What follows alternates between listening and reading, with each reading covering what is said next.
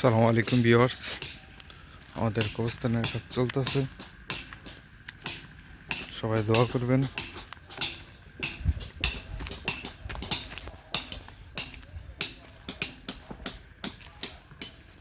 এতদিন প্লাস্টার ছিল, এগুলা টাইস করা হবে। সবাই পাশে থাকবেন, দোয়া করবেন, আর যার ইচ্ছা দান করার কবরস্থানের সবাই করবেন। অনেক জায়গা টাইস করা হবে।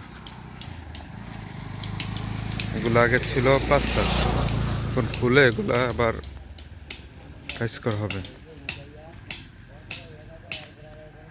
গেটটা আবার নতুন পুনরায় করা হবে। লোয়ার গেট ছিল, এটা এসএস দিয়ে করা হবে গেট।